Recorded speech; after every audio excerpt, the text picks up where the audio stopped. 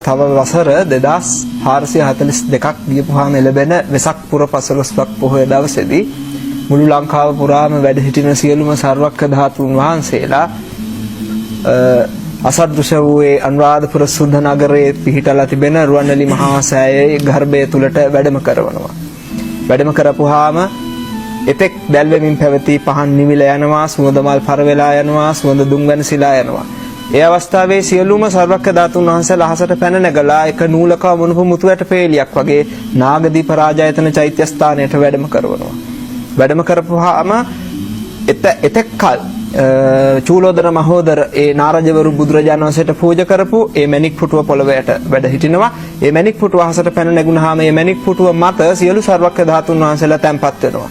සියලුම සර්වක්‍ර ධාතුන් වහන්සේලා සහිත මේ මණික් පුටුව දිව්‍ය නාගයන්ගේ මහත් වූ පුද සත්කාර විඳිමින් සියලුම බෝධිසත්වරුන්ගේ අපරාජිත ආසනයේ පිහිටන ශුද්ධ භූමිය වන බුද්ධගයා මහා බෝධි මූලයට වැඩම කරවනවා. බුද්ධ ශරීරය නිර්මාණය වෙනවා. බුද්ධ ශරීරය නිර්මාණය වෙලා බුදු සිරුරෙන් භවාග්‍රේ දක්වා බුද්ධ රශ්මිය විහිදෙනවා. මේ අවස්ථාව කිසිම මිනිසෙක් දකින්නේ නැහැ. මොකද ওই කාලේ වෙනකොට කිසිම බෞද්ධයෙක් ලෝකේ නැහැ. ඊට පස්සේ මොකද වෙන්නේ? සියලුම දෙවියොත් බ්‍රහ්මයොත් බුදුරජාණන් වහන්සේට අවසාන වතාවට පුද සත්කාර කරන්න බෝධි මූලයට පැමිණෙනවා. බුදුන් පුදනවා. අනන්ත බුදු ගුණ ගයමින් බුදුරජාණන් වහන්සේට ස්තුති ගායනා කරමින් බුද්ධ වන්දනා වේදෙනවා. ඒ අවස්ථාවේදී දෙවියොත් බ්‍රහ්මයොත් බුදුන් වැඳ අවසන් වුණාම බුදු සිරුරට ගිනි දැල් ඇවිලිලා දෙහ ආදාහන වෙලා අලුවත් දැලිවත් ඉතිරි වෙන්නේ කිසිම ධාතුන් වහන්සේ නමක් ඉතිරි වෙන්නේ අබෑටයක් තරම්වත්. ජය ශ්‍රී මහා බෝධි අතුරුදහන් වෙනවා. බුදුරජාණන් වහන්සේ වෙනුවෙන් හදලා තියෙන සියලුම ප්‍රතිමා වහන්සේලා අතුරුදහන් වෙලා යනවා. බුද්ධ ශූන්‍ය කාලයක් එනවා. බුද්ධ කියන ශුද්ධ වචනේ පවා අහන්න නොලැබෙන කාලයක් එනවා. තව වසර 2442ක් පමණ ගත වුණාම ලැබෙන වෙසක් පොය දවසේ මේ සිද්ධිය සිද්ධ වෙන්නේ.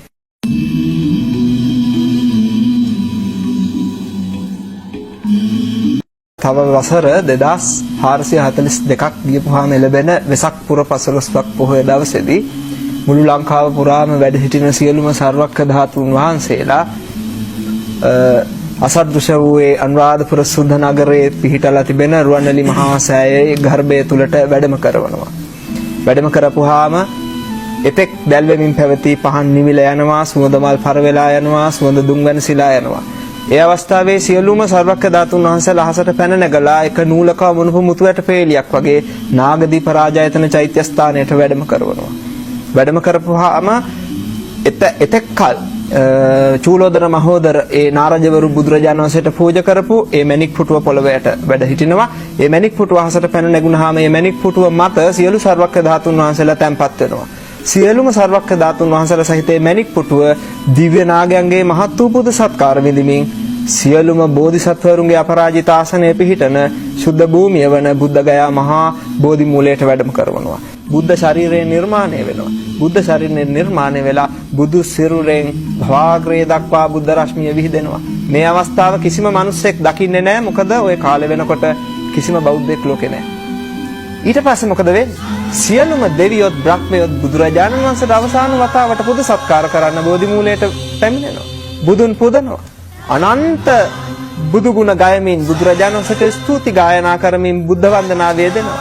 ඒ අවස්ථාවේදී දෙවියොත් බ්‍රහ්මයොත් බුදුන් වැඳ අවසන් වුණාම බුදු සිරුරට ගිනි දැල් ඇවිලිලා දෙහ ආදාහන වෙලා අලුවත් දැලිවත් ඉතිරි වෙන්නේ කිසිම ධාතුන් වහන්සේ නමක් ඉතිරි වෙන්නේ අබෑටයක් තරම්වත්. ජය ශ්‍රී මහා බෝධි අතුරුදහන් වෙනවා. බුදුරජාණන් වහන්සේ වෙනුවෙන් හදලා තියෙන සියලුම ප්‍රතිමා වහන්සේලා අතුරුදහන් වෙලා යනවා.